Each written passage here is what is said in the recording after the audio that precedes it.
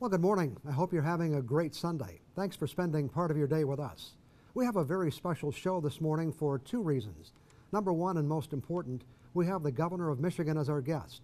Number two concerns a personal milestone. It all starts right now. From TV6, this is The Ryan Report. Now, here's your host, Don Ryan. Well, let's quickly deal with that personal milestone matter first. It was 50 years ago this week that I started working here at TV6.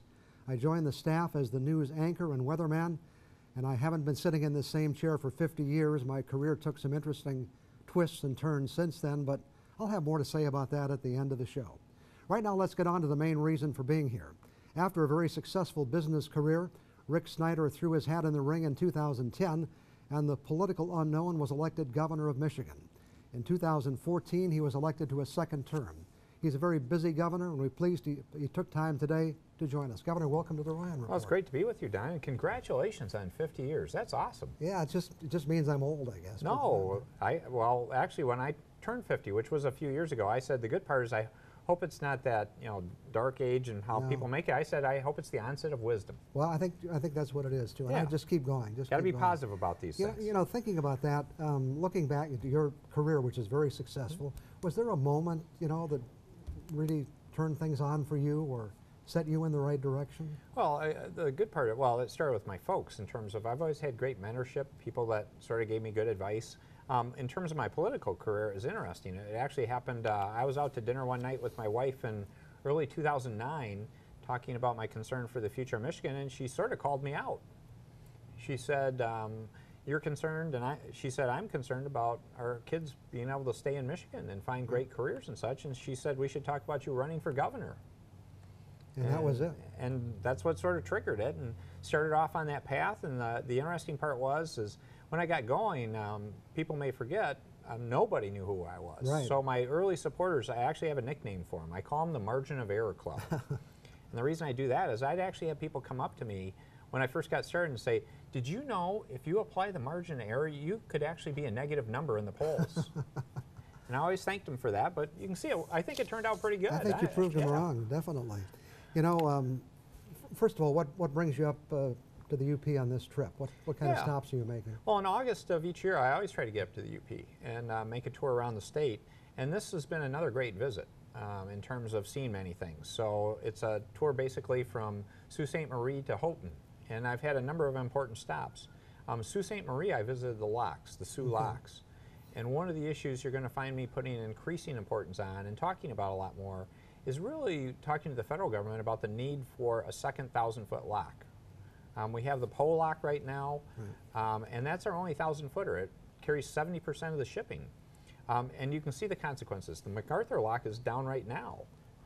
And we've talked about this for a long time, but it doesn't seem to get off the mark. Is there a chance we can see something happening soon? There is. I think the congressional delegation is largely behind this effort. It's actually been authorized to build. It's more, where's the federal dollars to build it? But we need to push on this. And what's a catalyst to make this happen is the Department of Homeland Security recently did a new study. And it was really a chilling study that showed if that iron ore was not getting to the steel mills, we wouldn't be able to build cars in our country. Right. Not just cars, but appliances, even some of our food products with canning and such.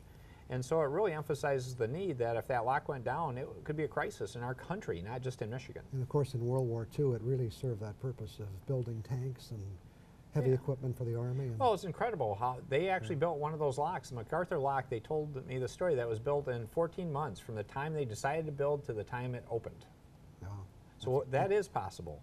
So I'm not sure it's still possible today. But it's amazing to see what can be done when you make a commitment. So the Sioux Locks was important. Did some kayaking on the Two-Hearted River to celebrate the 10th anniversary of the big UP land deal to protect that, but also to see the great work that's gone on in the last 10 years. And what a great place to live and play in terms of the environment here. The other part is I had the theme of live, work, play in the UP, so that was kind of the play piece and enjoy it. But the work piece was good in terms of stopping in Marquette in particular, in terms of invent at NMU. This program about entrepreneurship and startup companies is fabulous, and then did some work on career tech education also. Okay, important subjects. In the first decade of this century, Michigan lost about 800,000 jobs, perhaps more, 20% of the workforce. You came into office in 2011. Jobs clearly your highest priority? Absolutely, and the good part is we've seen strong results. We've added over 400,000 private sector jobs in the last 4 years alone. Our unemployment rate, we were at 11.2% when I took office. We're at 5.5% today, basically at close to the national average. So we've come way back in terms of the recovery there. But the most important thing is Michiganders finding good, well-paying jobs, and so that continues to be a top priority because we've seen a lot of results, but there's more work to be done. What's been the key to making that happen? Well, two or three things. One is from the government side, our role isn't to create jobs. It's to create the environment for success and let free enterprise work. So we've done tax reform, regulatory reform. We've really created an environment where Michigan's the place to be in the United States and the world to build products. But the other part is how we're working together as Michiganders. And the last piece I'll share is something that's helped, but it's a big future opportunities. There's a lot more we can do in the skilled trades and with science, technology, engineering, and math to make a lot more jobs come to Michigan by getting more young people and people looking for that next career to focus in on those areas as places to work. We've seen the pendulum kind of swing to everybody going to college to now swinging back to there are other ways to approach career training, and I think this is important. Well, there's always been other ways, but the problem is we messed up a couple decades ago, 2 or 3 decades. Back when I was young, the way it worked is basically about noon, half the class would go off to career tech education, and we'd all get back together, and we all thought we were doing good, honorable stuff. At one point, though, as a country, we sort of said people needed more training, and this is where we made the error, is we sort of got in the position of telling everyone they should go get a university degree. Right. And that wasn't a good answer. Again, I've got a university degree. I'm never going to discourage anyone for going for that if that's what they want, but we need to have a second, equally honorable, equally important track for career tech education, particularly for the trades. And I think we're turning more in that direction. We are. The good part is we're going to lead the country in that here in Michigan, because the places in the country that do the best at having those people with those skill sets are actually going to be job magnets. Companies that are there are going to want to stay and grow there, and companies from around the country and the world will find that as the most important thing they're looking for, is having great people to work there, and we're well positioned to be the leader in the country on that. That's my top priority. Workforce is critical. Yep. I've got a lot more questions. We'll get to those in just a minute. Back with more on the Ryan Report after we take this break.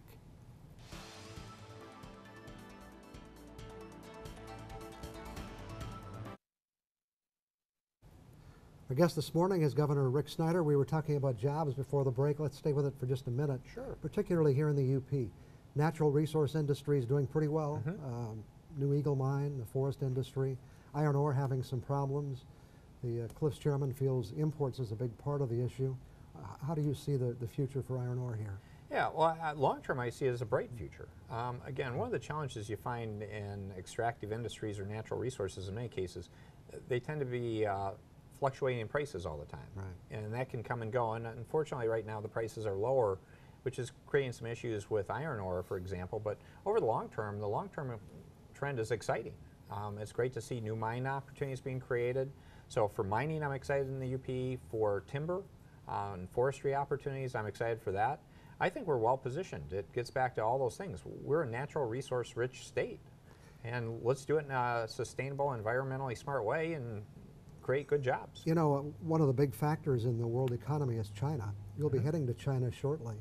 What do you accomplish on those trips? Give people an idea of what you feel you can do, because I know your interest is in creating more jobs for Michigan. Yeah, I'm going to China in about a week for a week-long trip. This will be the 5th trip in 5 years. And if you look at China's economy is growing, we had very little relationship with China until I became governor, and we really need to establish that. So there's 2 or 3 main goals. One of the key goals is to actually say, can we get Chinese investment in the United States in Michigan? And we've seen that happen. A number of companies have set up or they've acquired Michigan companies, they've grown them, they've done well. Enstrom, the helicopter company, that's right, is a great illustration of they're doing extremely well. The other part is we want to export more to China in terms of products we already make there and how do we export them. A great illustration would be Connor Sports with the sports courts. Again, there's UP product, UP Maple being made into basketball courts that's being shipped all over the world, including China. They were our Ag Export of the Year a couple of years ago. The other piece is how do we build better cultural ties? in terms of educational ties, just people ties. It ties into Pure Michigan. I've actually done Pure Michigan events in China. Really? It's always interesting when you do that, and the response has been good. They're really intrigued, because in many cases their first exposure is typically like New York City, Washington, San Francisco. And so we won't be their first trip, but why can't we be their second or third trip to the United States and come spend their resources here? That would be great. Are you concerned about the current kind of economic downturn in China? Well, it's a concern because it can have a major impact on the global economy, but it's just like everything else. They had so many years of success, you would expect it to slow down. How do you do it in a thoughtful way, though, where we can see good growth in our relationship with the Chinese? We have to talk about roads. Yeah. One of your causes. It's a major cause. Tell people why roads are so important. Well, we need better roads. I've not met a Michigander that didn't think we have to improve our roads. Right. They need to be safer and better. We underinvest in our roads. A great illustration I give people is a story I'll get downstate, down on the border with Ohio, is people will say, they're the passenger in the car, but they say, we play a game where we close our eyes, and when we cross the border, we can tell whether we're in Michigan or Ohio. And I said, you know, the answer to that question, why is that, is Ohio spends $1 billion more a year than Michigan does on its roads. You get what you pay for.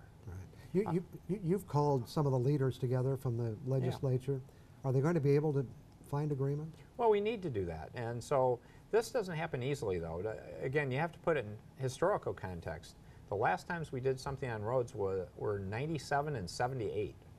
So it happens about every 15, 20 years something happens, and if you look in both those cases, in those cases it took 3 to 5 years to get something done.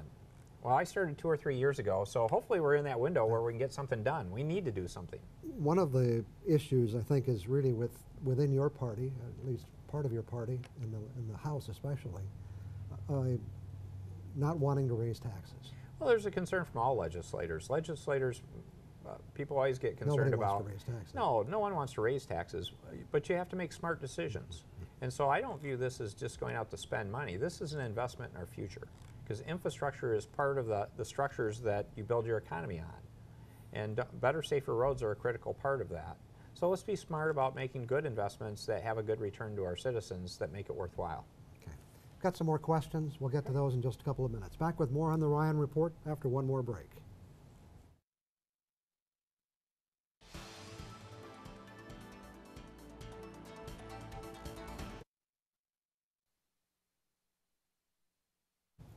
And again, our guest this morning is Governor Rick Snyder. A lot of issues we could talk about, not enough time to cover them all. How about the Great Lakes? Some issues there, the pipeline and the straits, invasive species. Are we dealing with these issues? We are, Don, and those are critical issues. The pipeline is a major area of concern. We just had a great report come out from Dan Wyatt, the Director of Environmental Quality, and the Attorney General Bill Schuette. They had about a dozen recommendations, and we're going through that list now and seeing how we're going to be able to implement those recommendations, because we do need to actually do more efforts to make sure we keep the Great Lakes safe with respect to the pipeline. The other one is aquatic invasives, and again, it's more than Asian carp, so we need to be thoughtful about that. But the Asian carp situation is a critical one that I am the chair of the Council of Great Lakes Governors, and so I think it's an opportunity we need to take more leadership and get more people focused in how big a crisis it is with the Asian carp, and do what we can to really keep them out of the Great Lakes. So that's another effort I'll be working on. I know electric power is something you're deeply involved with. We could probably spend a whole show just on that subject, but quickly, what are your concerns and where do you think we should be heading? Well, I think we made tremendous progress here in the Upper Peninsula. I'm proud of the ability to bring parties together to get a solution for better, more reliable, and hopefully more affordable power for the UP. So we're in the process of getting that all implemented, but we're doing a statewide energy policy. I announced that last March, and we're on a path to do some great stuff there. So energy is critically important, and it's a high priority. There's talk about trying to get the UP and the Lower Peninsula better connected as far as electric service goes. Yeah, no, we're having dialogue on that. It's one of those things that's interesting. We got two peninsulas. It would be great if they were connected in terms of, again, that would help with reliability, potentially affordability, and so we're looking at those choices for the long term. And it directly doesn't affect us, but Detroit. How is Detroit doing? They came through the emergency manager, but still have a lot of issues. Well, thanks for asking, though. Detroit is making a major comeback. They're the comeback city in the United States today. Successfully exited bankruptcy. If you look at Midtown and downtown Detroit, they've run out of housing for young people. It's 98% occupancy. There are all kinds of projects. New entertainment district, new light rail, just a lot of wonderful things going on. We still have a lot of work to do in the neighborhoods and with education in Detroit, though. So those would be the focal areas to make sure we're helping all parts of Detroit come back, along with every corner of the state. I'm interested in helping the rural areas of Michigan make a stronger comeback. I did see a story recently where even though downtown Detroit is doing well with jobs, some of the outlying areas are not. Yeah. And obviously it takes some special focus to make that happen. And we do have efforts to make that happen. We have a program called Community Ventures to help structurally unemployed people find work. And we've placed over 3,000 people across Michigan in that program with good retention and good pay. How about the Gordie Howe International Crossing? Yeah, that's an awesome name. I couldn't think of a better name. Right. It was an idea of the Prime Minister of Canada. And that project's on track. And that will create more jobs everywhere, including up here, because it'll allow us to continue to have the busiest trade crossing with Canada. And it's a great success. So it should be done in 2020 is our target date. What's holding things up now? Actually, it's not being held up. Okay. Land acquisition's going on. The request for quotation for people to come build the bridge is out there now. So a lot of positive progress is happening on that project. Okay, let's talk about the future of the state as far as financial funding goes. You've had balanced budgets every year, but obviously there are things you want to do, things that need to be done. Where is the state going to get additional revenue? Is it going to have to raise taxes?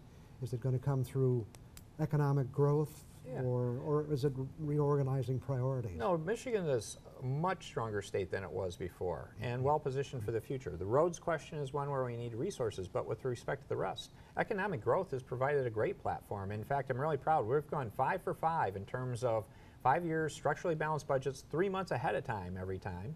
The other one is people may not recognize, we put a payment plan in place for our long-term liabilities, our pension and post-retiree medical obligations. We're among the most responsible states in the country. We just got a bond upgrade rating.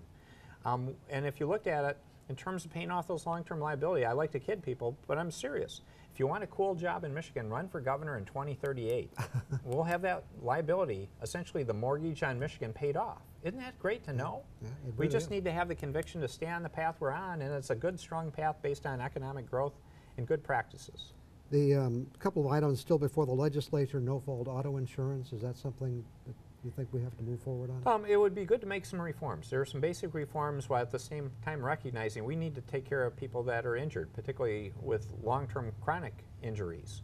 So it's a balancing act, but that's a topic that needs more work. Prevailing wage is also something they're thinking about. Where do you stand? Yeah, I don't support changing the prevailing wage laws in our state at this point, because if you looked at it, there are some people that feel strongly about that, but in many respects, the thing we should be focusing on are actually encouraging more people to get in the skilled trades.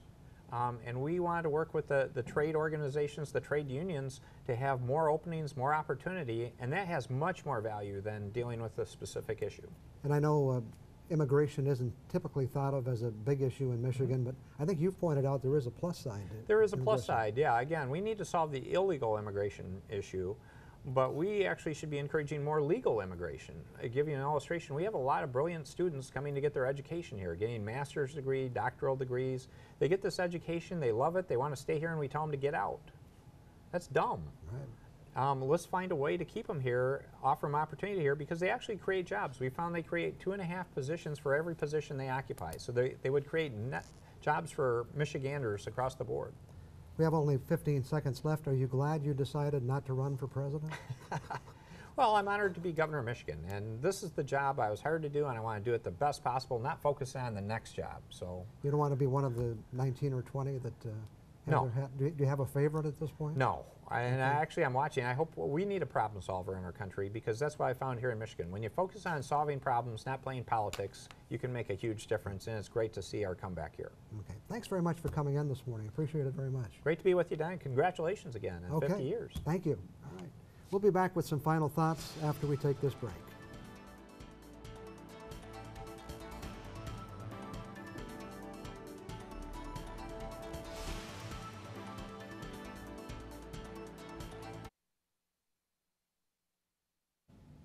Well, I said at the beginning of the show, this marked a milestone anniversary for me. It was 50 years ago this week that I signed on for my first job in television here at TV6. And even though I eventually went on to do several other things, I've always felt the time I spent here really set the stage for the rest of my career. So for me, today is a day for nostalgia. And I thought it would be fun just to share a few memories with you about those early days. One of the great things about working in television back then was if people wanted to watch TV, we were the only choice. Even after cable arrived on the scene, people only had 3 or 4 stations to watch, and only one that covered the UP news, sports, and weather. The TV6 news department currently has 27 employees, but in 1965 there were just 3 of us. It was my job to do both the news and the weather on the early and late news blocks. Norm Koski handled the sports, and Irv Horton was our news director. Irv spent most of his time in the field covering events around the peninsula. And covering the news was very different back then because portable videotape would not arrive on the scene for a number of years.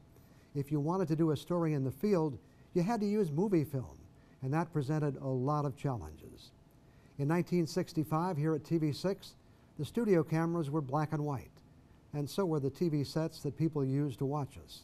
The screens were also smaller, with 21-inch sets being the top of the line. One of the more challenging things for me was the weather. As I often tell people, I enjoy telling them I'm not a meteorologist, but I played one on TV for 5 years. The only reason I could do that each day was because the good people at the Weather Bureau were willing to spend 15 to 20 minutes every day providing me with all the information I needed to go on the air and tell people everything from the local forecast to the weather around the country. Things looked a lot different back then with no moving graphics or radar. It was just me actually drawing on the weather maps. You know, I could go down with these memories for hours, but we don't have that kind of time, and in all honesty, I think you would lose interest before I ran out of stories. What has really made it special for me is the fact that I've been able to come into the homes of people here in Upper Michigan for so many years. Eventually I'll retire for real, but I'm glad I was able to come back full circle to TV6 so I can eventually finish up where it all began. Upper Michigan and TV6 are really someplace special for me. I'll be back in 2 minutes. Time to wrap it up for another Sunday. I appreciate Governor Snyder finding time in his busy schedule to join us this week. There's a lot going on in Lansing, and it was helpful to hear an update from the person in charge. A reminder, you can also see this show on the internet if you miss it. You'll find it at uppermichigansource.com. Our website has changed. To find out the Ryan Report, just click on Features on the home page, and you'll see the Ryan Report link. And if you want to share any information with us, our email address is theryanreport@chesstv.com. Today's show is coming up next. Have a great day, and join us next Sunday morning.